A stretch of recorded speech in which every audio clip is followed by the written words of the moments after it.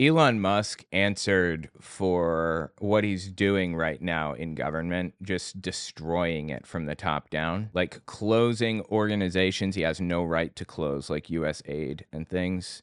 And he twisted it around in a very interesting way. I want to talk about how he twisted things around. So give this a listen. He has his little human shield here, by the way, if you notice, bottom left, this kid. After the CEO got hit, if you will, trying to keep it monetizer friendly. After the CEO got hit, the healthcare CEO, Brian Thompson or whatever, Elon Musk started carrying his kid around on his shoulders, basically, so that they would have to shoot through the kid to get to Elon Musk's head. So, yeah, take that for what you will. But let's give this a listen. He explains here. The at a high level, if you say what is the goal of Doge and I think a significant part of this of the presidency is to restore democracy. To restore democracy. Okay, interesting. Well, Elon Musk right now is eliminating democracy from existence. Donald Trump gets into office and freezes all federal spending. He's not allowed to do that. Congress controls where the money goes, not the president. The president, his job is just to dispense it. That's it. He is constitutionally required to make sure that that money gets to where Congress allocated it or whatever. So he comes in, he frees all federal spending. A judge reverses it, says you can't do that. And Elon Musk starts physically breaking into locations, like physically forcing his way in and threatening to arrest or have these people arrested if they stop him. He hooks up private servers to the Treasury Department, gets access to our student loan data and our social security numbers, our bank account information, our everything else, and stops spending, prevents the federal government from paying employees. He shuts down organizations one after the other. That is illegal. That is violating the separation of powers. That is flagrantly destroying democracy, doing that. That is each branch of government has checks and balances on them to make sure that if one tyrant gets into one of these, branches of government and takes control of it, the other two can keep it in check. Elon Musk and Donald Trump destroyed the check on the executive branch that Congress provided. They destroyed it. They ignored it completely. So they've already put us in a constitutional crisis by ignoring the by ignoring the legislative branch. And now we're in a second constitutional crisis because Donald Trump is hasn't quite yet, but certainly will have by the time this clip releases, going to completely ignore the judicial branch. That's the other check on power. So he is now officially, fully a dictator. He is fully a dictator. There is no democracy left because there's no check on power. So Elon Musk is not restoring democracy. He is actually destroying democracy. But let's listen to how he twists it around to make it into a situation where he's actually protecting it. This may seem like, well, aren't we in a democracy? Well, if you don't have a feedback loop, okay, we would have to, if you it's all right. So, tell you, gravitas can be difficult sometimes. This is what having a kid is like. This is just part of the deal. Is he 4, maybe? 3 or 4? Probably 4. Welcome to having a kid. This is what it is. The kids like to mumble and talk and make noise and move around. You're asking a lot of a kid to sit still for, 10 minutes straight and not make a single sound in a little suit.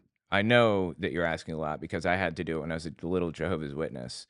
The fact that he's even addressing it tells me he has no idea what it's like to be a parent at all.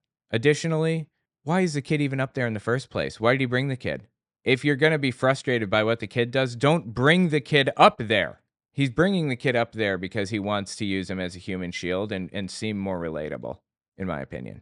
What can or should the people do to fight back? Oh, we'll continue with this in a second. There will come a time when the answer to that question is clear, I've come to find. But right now, the best thing that you can do is protest. Be out there protesting. Boots on the ground protesting. Politicians don't like protest, I came to find. Actually, they hate it. Seriously, I didn't realize this. It seemed like it was completely useless. It's not useless.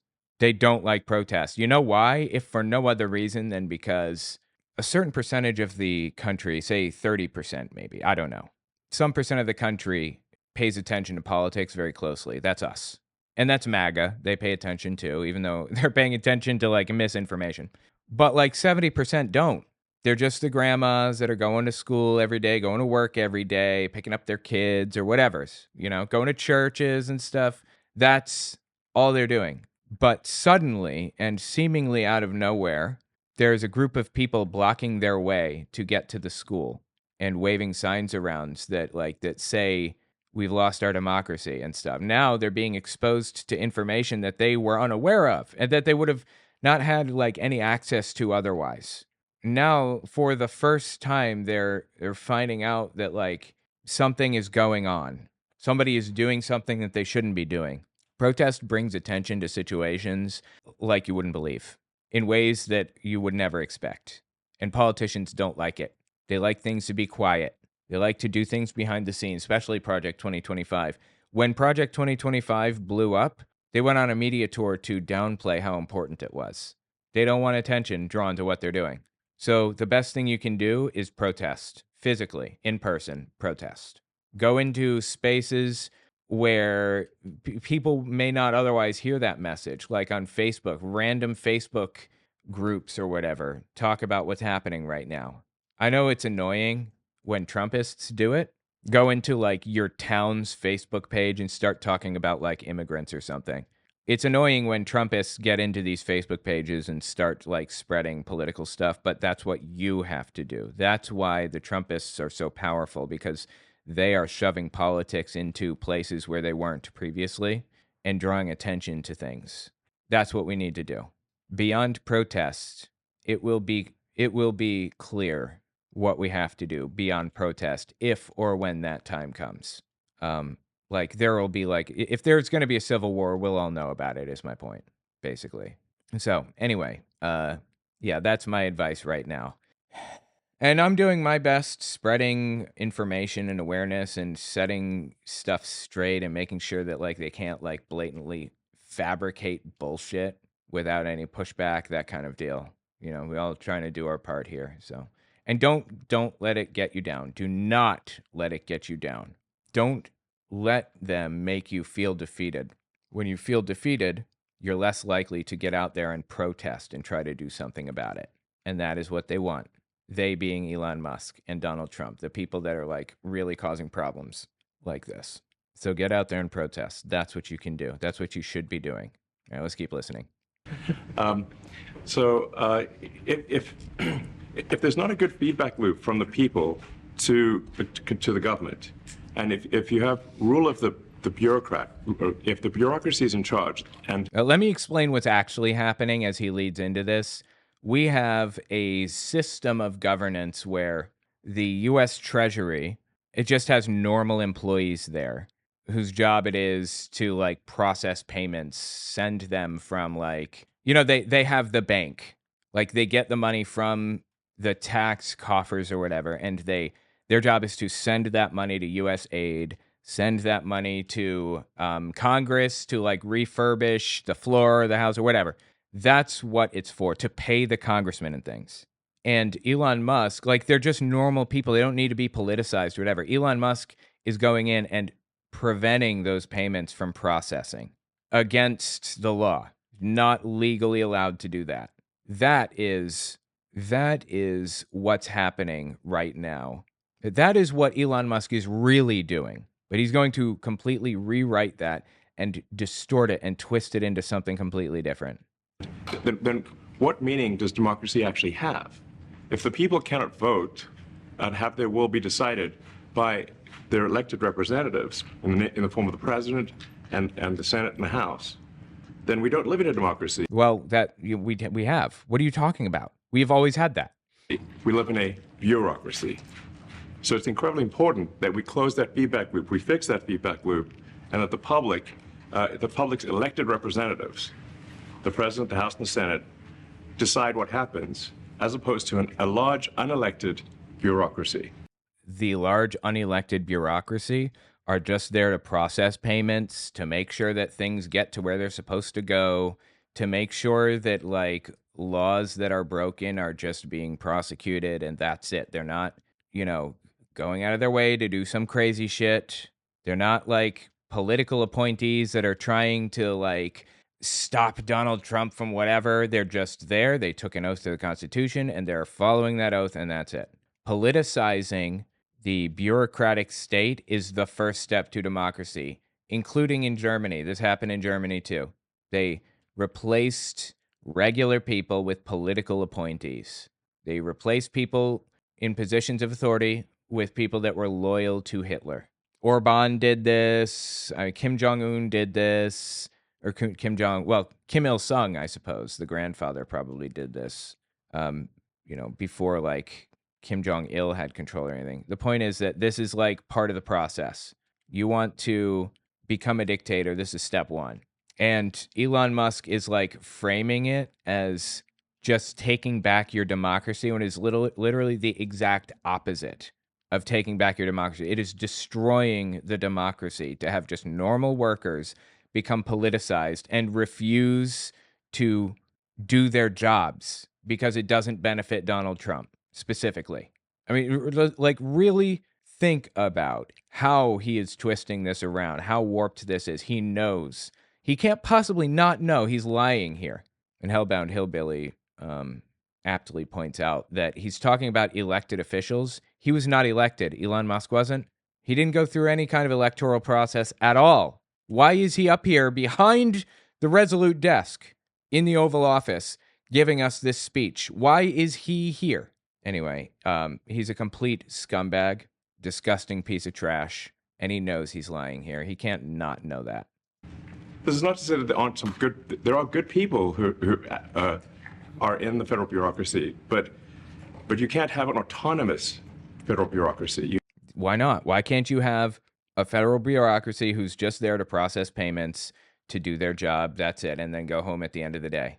What is your objection to not politicizing a normal job, like a normal process? Like the U.S. Holocaust Museum Memorial is I believe it's a government-appointed position, the head of the USHMM. Trump wants to politicize even that. DMVs are state by state, not federal, so Trump wouldn't appoint DMV heads. But just as an example, Trump wants to appoint everybody, even down to like the heads of the DMV, because a DMV, you never know who in the system is going to be useful to you. The head of the DMV can decide if they're going to throw out voter registrations, if they're just going to decide not to register voters when they get their license, for example. Anywhere along the way, anywhere in the system, any federal employee can work to Trump's benefit instead of just doing their job. That's the point. This is destroying the democracy, not defending it. And he knows that. You have to have one that is responsive to the people. That's the whole point of a democracy. No, the elected officials must be responsive to the people. The normal people that serve in the federal government to make sure that everything like runs smoothly and that people's jobs, that the president can carry out his job or whatever, that should be non-political. When it becomes politicized, it becomes a problem. He's twisting it around to be the exact opposite of what it should be. And if you looked at this, if you asked the founders today and said, what do you think of the way things have turned out? Well, we have this unelected, fourth unconstitutional You hear him talking, right? This unelected branch of government, which is the bureaucracy, which has, in a lot of ways, currently more power than any elected representative. It does, but it's not being used because they're just doing their job. He wants to politicize it, to use it to his benefit or to Trump's benefit. This is really bad, really bad. And this is not something that people want, and it's not. It does not match the will of the people. So it's just something we've got to fix.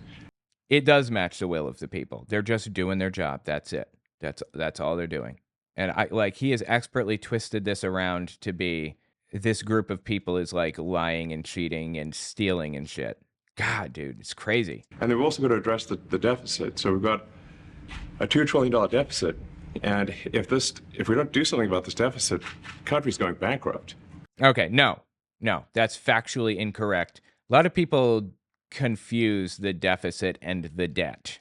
Let me just explain what he's doing here if you can't recognize it or whatever.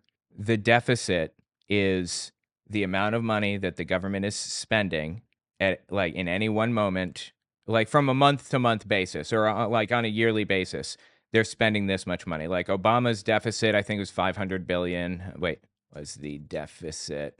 Okay, Obama inherited a deficit of 1.4 trillion because the federal government is doing like massive spending right now to pay for, or under George Bush, they were paying for the Iraq War and they were putting it on the credit card. They were borrowing money from the American people by and large, and that ran the deficit up. Now, sometimes a high deficit is a good thing. They say balance the budget. You don't want to balance the budget. That means bring the deficit down to zero. Make it exactly equal how much money you're bringing in as opposed to how much you're sending out. You don't want that necessarily because spending money on some things boosts the economy dramatically and decreases the debt as opposed to the deficit. So like spending $1 trillion to create, a million jobs or something. I'm just throwing out numbers. Could lead to the debt decreasing because those million jobs, those million workers are now paying federal taxes in. And you may have put out $1 trillion, but the debt decreased by 2 trillion because you're bringing in all this extra money. Like that's generally how it works. So a high deficit is not necessarily a bad thing, but you need to make sure that it's paying for itself, it's made up on the other end. Now, here's what Republican presidents have been doing since time immemorial. They've been cutting taxes, which adds depending on how much they cut, like $500 billion to the deficit, doubles the size of the deficit sometimes. They cut taxes for the rich, not for you, for the rich. And that's it. They don't do anything else. They don't find another way to make it up. They just let it rack up on the debt, the total amount that the U.S. government owes. And again, most of the debt is owed to us, the American people. I think like 90% of it is owed to us. But the debt can be bought or sold because, sometimes it's a good bargain to spend money on buying this debt because the U.S. is most definitely going to pay it back. They've never defaulted. It would be a nightmare if they did. So it's like a guaranteed paycheck that you will eventually get, and it's going to earn interest and everything else. So people have a tendency to buy the debt. So America owns 90% of it. China owns maybe 5%. I think Saudi Arabia owns 5% or something, and various other little things. But by and large, it's been borrowed from the banks. We just moved a decimal point over in the bank account, and now we have this. The reason that we don't erase the debt entirely from ourselves is because it would make inflation shoot through the roof. But it will cripple us if it gets too high. The debt will. It'll destroy us. If it got so high that we couldn't pay it back anymore, if it became like $500 trillion, there's no way to pay that back ever. We could just cancel it. You just say, oh, we're not paying this anymore. That's it. Or we could have the Treasury print more money to pay for it if we wanted. We could mint a new $1 trillion coin to pay the debt. The president can do that. But it would make inflation skyrocket. So the debt being as high as it is isn't as bad as it feels sometimes, but this is the Republican plan. This is what they've been working on this whole time. They cut taxes and they don't make up for it anywhere else. When the next president, when the next Democrat takes over in office, they have to cut to make up for what they lost for those 4 years that taxes were cut. When they cut, when they cut taxes, the U.S. government loses $2 trillion over 4 years, for example, that could have gone toward paying off the debt. And now we have no choice but to cut programs. We can't do it any other way but to cut programs. That has been the method of forcing Democrats to do what they want, basically make the government smaller, whether the people want that or not. The rich like it because they don't have to pay taxes anymore. And the libertarian nutcases like it because it's a method of fucking people over and removing social safety nets. This has been the plan all along. So you want to know how to fix this? It's not Doge or douche or whatever the fuck it is. It's not Elon Musk's stupid little meme group of people that he's working with. That's not how you fix it. You fix it by putting taxes back to where they belong, which is 70% above $10 million a year, at least. I'm just throwing out numbers right now. I haven't even thought that through, but we could start there. Anyway, yeah, he's just like twisting things around, lying, and I don't see any other way around it. But that has to be what he's doing right now. And if we don't do something about this deficit, the country's going bankrupt. That's not how deficits work, and he must know that. He must. He's a CEO. He has to know that that's not how deficits work. I mean, it's really astounding that the interest payments alone on the national debt exceed the Defense Department budget. Okay, I don't know that that's true, actually. But you know what? Okay. You know how you fix that? Taxing the rich. They're paying a lower tax rate than you right now. You know what I pay? Somewhere around 22% or so, I think. You know what they're paying? 10, 12%, 15% sometimes at most. Because capital gains is 15%. They should be paying a minimum of 70%, which is what it was just, 50 years ago or so. Under FDR, I think it was like 90. Under Eisenhower, it was like 90. That was in the 50s, the 60s. I think it was down to 70% after Nixon. I don't remember exactly, but 12%? 12%?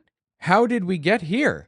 Like, that is just a recipe to destroy a country. That's it. That's what this has all been leading to this whole time.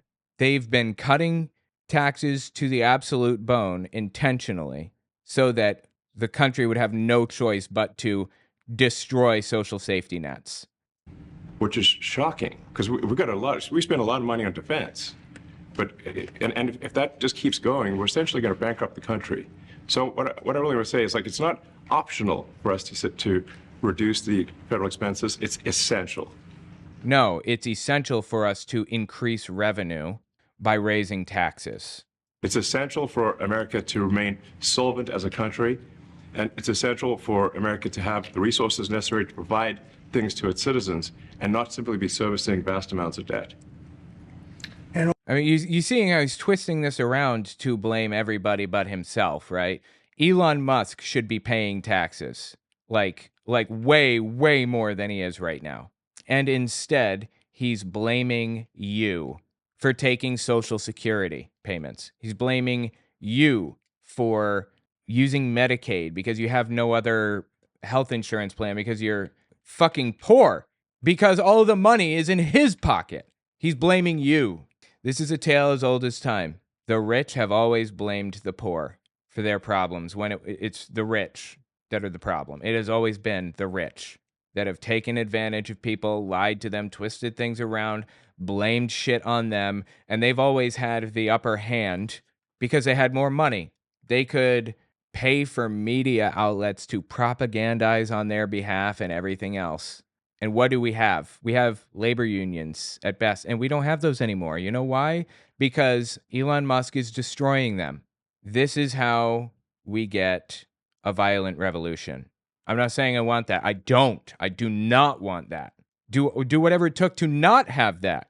But the wealth disparity between the highest earner in the U.S. and the lowest earner in the U.S., or the amount of wealth owned by the richest person and the poorest person, the disparity is about where it was when France had their revolution and tried to kill all of their aristocrats. That is what happens in the end every time. I don't want that. I don't want that. I don't want anything to happen to Musk or to Trump. I'll do whatever it takes to avoid it. But this is what you have to look forward to, guys. Also, could you mention some of the things that your team has found? Dude, look at this kid. Kids just do funny things, so I'm not like reading into it or anything, but he's pretending to have a little pew-pew in his hand here. And not simply be servicing vast amounts of debt.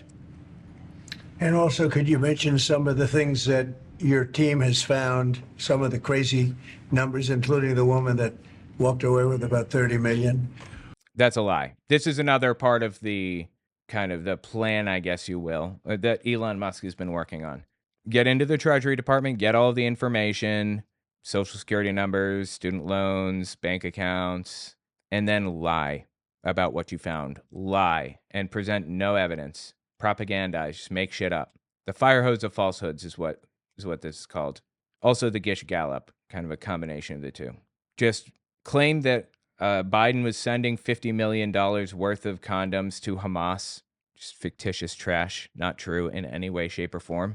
Not even going to dignify it with breaking it apart and trying to understand how maybe they got there. I'll tell you how they got there to conclude that that's what was happening by lying. Elon Musk is just lying. There was no deeper, well, I guess a grain of truth to it, maybe interpret it. No, he's lying. He's just lying. He's just making shit up to try to make you pissed off about all of the wasteful spending instead of paying attention to the fact that he has put us in a constitutional crisis. He's just destroyed democracy. I'm not going to debate the virtues of USAID. You've just destroyed the democracy. That's not how we go about doing things in a democracy. Anyway, this $30 million thing, that's not true. It's just made up. They claimed that some woman at the head of, I think maybe the USAID, they claimed that she made $30 million in a year or something. No, she didn't. She made exactly what she was paid to make, which is somewhere around $200,000 a year. Over the course of 4 years, she took in like $900,000, which is exactly what anybody would expect. It's not an overpayment for the position. It's not an underpayment. It's just what they make. Right. Well, we do find it sort of rather odd that there are quite a few people in the bureaucracy who have ostensibly a salary of a few $100,000, but somehow manage to accrue tens of millions of dollars in net worth. Okay, well, then that's something that you should say to yourselves in private. Donald Trump and Elon Musk say that privately to each other. It's kind of weird how they accrue like a bunch of money like this when they have a few $100,000 a year that they make. You say that to each other quietly and investigate, come to the conclusions and find the information, and then present it at the end of an investigation. You don't come out here and accuse somebody of something when you have no fucking clue what their lives are like. Maybe they inherited it from their family. Maybe they, I don't know, maybe they saved their whole lives. Maybe they worked in the private industry first, and then they got into the public sector. They had a lot of money from that. But the reality is, in this situation, it's just a lie. It's just not true at all. There's no grain of truth to it. It's just fictitious. Post-college, I moved up from my tax bracket. I was down near 11%. Now I pay 22%. As a result, I owed $5,000. I'm fine paying extra because back when I didn't have money, I was glad I didn't have to pay as much. Someone else paid it forward then. Yeah, that's how it works. But these people don't want it to work that way.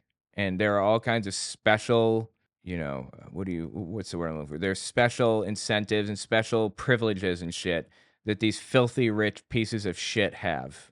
It's just like, it's unacceptable. Like the situation we find ourselves in now is unacceptable and disgusting, truthfully. And again, these people can continue to cut taxes for each other to their heart's content, but that's going to lead to a violent revolution. I'm telling you. I'm not saying I want that. I'm saying that's what's going to happen. But while they are in that position, which is, what happened to USAID, we're just curious as to where it came from. Maybe they're very good at investing, in which case we should take their investment advice, perhaps. But just there seems to be mysteriously they get wealthy. No, there's no mysteriousness about it. Everybody understands fully and completely where everyone's money comes from. Especially in the back end, the IRS should be investigating this, not your stupid ass. And there's no need for investigation because everybody already knows where all of this came from. You know why? Public filings for public officials are printed or are made available on government websites. You can just look this shit up. They claimed that Alexandria Ocasio-Cortez is worth millions of dollars. No, she's not. She doesn't even own a house. She rents. Her salary in Congress, $130-something thousand a year, which isn't much considering you have to live in D.C. for half the year and then in your constituency for the other half, in your district in New York or, Oregon or wherever the hell it is. You have to have 2 houses as a congressman. She makes almost nothing when you take that into account. They just lie. They just make things up. They just fabricate shit and pretend that they're telling the truth about it. This is propaganda. This is how propaganda works. And it's bottom of the barrel, shameless trash. Why? Where does it come from? I think the reality is that they're getting wealthy at the taxpayer expense. That's the. Okay, well, then you should investigate that and get back to us rather than coming out here and outright accusing people of this by name. That's the honest truth of it. So, we're looking at, we just, if you look at, say, Treasury, for example, basic controls that should be in place, that are in place in any company, such as making sure that any given payment has a payment categorization code, that there is a comment field that describes the payment, and that if a payment is on the do not pay list, that you don't actually pay it. None of those things are true currently. That's a lie. He's lying here. This is just fictitious. That is not how the system works. And also, the United States government doesn't and shouldn't operate like a company. In fact, we should not have business owners as the people that are running the government. The government should step in cases of inelastic demand where people have no choice but to do this thing. Like, you need an appendix removed. You cannot have that removed. I'm sorry, you cannot not have that removed. You must have that removed, or you're going to die. It's an inelastic demand. They can charge you literally anything that they want, and you will pay it, or you will die. The government should step in and make sure that, A, they're not overcharging you, they're not price gouging, and B, that that's covered for everybody. The government should make sure that, like, everybody has housing, whether that's through, creating shelters for homeless people or job incentives, creating jobs or whatever. They should make sure that the homeless population is as low as possible. There is no financial incentive to that. It's just making society better. That's it. That's the incentive. That's what government's for. It's not for making money. Anyway, yeah, most of this shit he's just like lying about. He's just making it up because he can. So the reason that departments can't pass audits is because the payments don't have a categorization code. It's like that's just a lie. That's not true. Just a massive number of blank checks just flying out the building. So you can't reconcile blank checks. You've got comment fields that are also blank, so you don't know why the payment was made. And then again, not true. And besides that, that's not your fucking business. This is Congress's business, not yours. Congress allocates the money and sends it to where it needs to go. Congress makes these decisions, not your stupid unelected ass. We've got this truly absurd, a do not pay list, which can take up to a year for an organization to get on a do not pay list. I have no idea what he's talking about, but he's lied about literally every single thing up to now, so I'm assuming this is a lie too. And this, we're talking about terrorist organizations, we're talking about... Bullshit. This is completely fictitious. This is not true. Known fraudsters, known aspects of waste, known things that do not match any congressional appropriation can take up to a year to get on the list. And even once on the list is not used. It's just a lie. It's mind-blowing. So what we're talking about here, we're really just talking about adding common sense controls that should be present, that haven't been present. So you say, like, well, how could such a thing arise? That seems crazy. When you understand that really everything is geared towards complaint minimization, so then you understand the motivations. So if people receive money, they don't complain, obviously. But if people don't receive money, they do complain. I'm not sure what he's talking about. Yeah, okay. I mean, that's how society works. People complain if they don't get money. And the fraudsters complain the loudest and the fastest. There are no fraudsters. There is no fraud in this entire system. Does the U.S. government spend more than they should on certain things? Of course they do. But there's nobody outwardly lying and taking advantage of this situation covertly and cynically. That's just not how this works. This is not happening. So then when you understand that, then it makes sense. Oh, that's why everything just They approve all the payments at Treasury, because It's just fictitious garbage. if you approve all the payments, you don't get complaints. But now we're saying that no, actually we are going to complain if money is spent badly, if your taxpayer dollars are not spent in a sensible and frugal manner, then that's not okay. Your tax dollars need to be spent wisely on things that matter to the people. Okay, well, Congress can decide that. Not you. Congress. You are the definition of an unelected official making decisions for the American people that they didn't ask for, that you have no right to make. This is an oligarchy. This is what an oligarchy looks like. I mean, these things, like, Yeah, he thinks all non-billionaires are on the dole. Right, exactly. it's just common sense. It's not draconian or radical. I think it's really just saying, let's look at each of these expenditures and say, is this actually in the best interest of the people?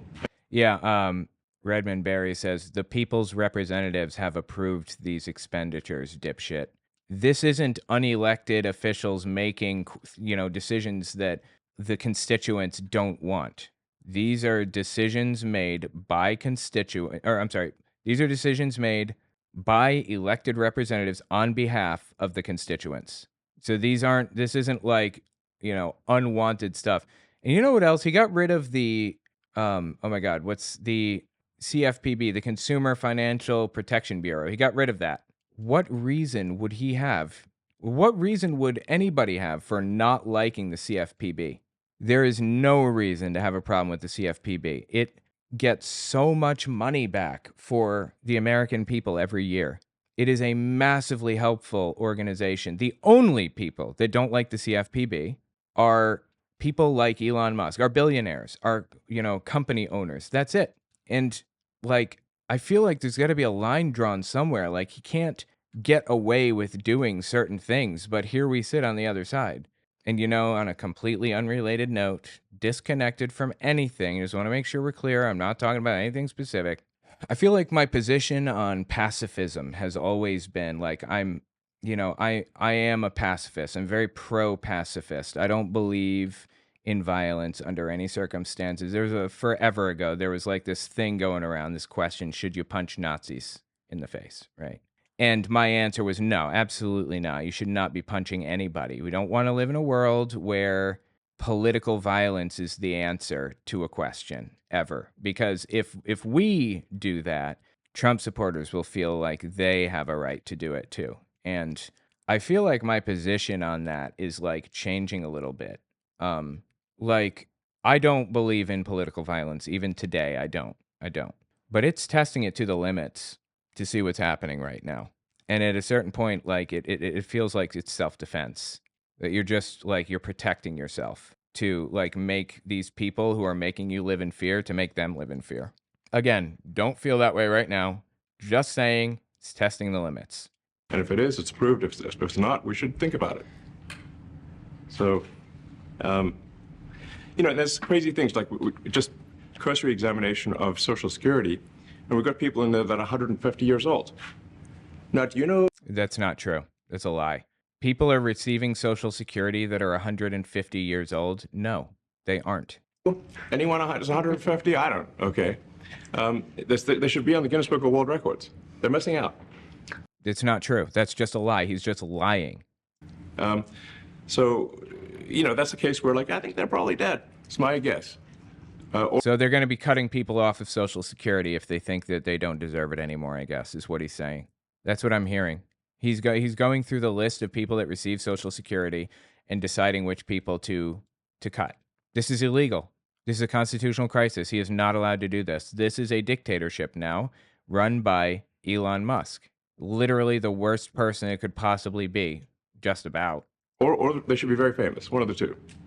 And then there's a whole bunch of Social Security payments where there's no identifying information. Well, that's not true. You have to have paid into Social Security to get it back. And the amount that you get back is based on the amount that you paid in, to my knowledge. And immigrants that come into the United States, they can, when you come to the U.S. and you get a temporary workers visa or whatever, you pay into Social Security. And when you leave, you can request it back and they will send it back to you because you're not going to be drawing from it. They keep very close track of who pays into it, what they pay, who's getting what, and all of that other stuff. He's just lying. This is just not true at all. Well, like, why is there no identifying information? There is. This is just made up. Obviously, we want to make sure that people who deserve to receive Social Security do receive it, and that they receive it quickly and accurately. I'll tell you another crazy thing. So, one of the things is like we are trying to sort of right-size the federal bureaucracy, just make sure that this obviously there need to be a lot of people working for the federal government, but not as many as currently. So we're saying, well, okay, well, if people can retire, with full benefits and everything, that would be good. They can retire, get their retirement payments, everything. And then we were told, this is actually, I think, a great anecdote, because we were told the most number of people that could retire possibly in a month is 10,000. We're like, well, why is that? Well, because all the retirement paperwork is manual on paper. Okay, I don't think that's true at all, but whatever. I mean, he's lied through all of this. None of these things really connect anyway. You can't retire more than 10,000 a month because the paperwork is manual? Like what? What? So what? I don't there are 2 million federal employees. Why couldn't you just retire all of them? I don't understand. How are they connected to each other? The man spewing word vomit everywhere. It's all face noise. Treats for the feline overlords. Appreciate that. Yes, absolutely. And thanks for watching my video. Of course, yeah, I commented on it. It was interesting. Anyway, he's just lying. He's just making it up. It's manually calculated, then written down on a piece of paper. Then it goes down a mine. And I'm like, what do you mean a mine? Like, yeah, there's a limestone mine where we store all the retirement paperwork. And you look at a picture of this mine. We'll post some pictures afterwards. And this mine looks like something out of the 50s because it was started in 1955. Okay, I don't understand why that matters. Are you saying that the U.S. government has a storage location? All right. And the storage location is a mine that was dug out in 1955, like in a bunker or whatever? Great. So why do I give a shit about that? I don't understand. What point are you getting to here? So it looks like it's like a time warp. And then the speed, the limiting factor is the speed at which the mine shaft elevator can move determines how many people can retire from the bullshit. This is just complete trash. Federal government. And the elevator breaks down sometimes, and then nobody can retire. It's just a lie. It's just making this shit up completely. Doesn't that sound crazy? Yeah, it sounds crazy because it's ridiculous nonsense. There's like 1,000 people that work on this. So I think if we can take those people and say, like, you know what, instead of working in a mine shaft and carrying manila envelopes to, boxes in a mine shaft, you could do practically anything else. And you would add to the goods and services of the United States in a more useful way. So anyway, so I think, that's an example. At a high level, if you say, how do we increase prosperity, is we get people to shift from roles that are low to negative productivity to high productivity roles. And so you increase the total output of goods and services, which means that there's Again, the federal government is actually very efficient and good at what it does. This whole thing is just fictitious trash that he's fabricating to give himself the opportunity to root around in the treasury systems. a higher standard of living available for everyone. That's the actual goal. Anyway, yeah, I just wanted to watch that to show how a completely innocuous system is being twisted into a what's the word I'm looking for here? Into a oh God, what's the word? It's on the tip of my tongue. Into a diabolical, underhanded system that's being used by underhanded people to take advantage of a situation. That's not what's happening. That was never what was happening. And the fact that he's twisting it around like this is both disgusting and incredible simultaneously. That he has managed to twist it around that much. Tell me what you think in the comments. One of the limestone mines that he's talking about is in my city. There is no elevator. Everything's pretty much horizontal. Interesting. Again, You know, a lot of these mines are, or whatever, these locations are specific, are chosen for a specific reason. They didn't just say, 700 years ago they used to dig mines to store ice. Maybe digging a mine is the best way to store everything as the US government. So we're going to store papers in there. It's not how it works. It's just like disgusting that he can just come out here and lie, just make shit up with no repercussions and use it to justify his continuing effort to destroy the government.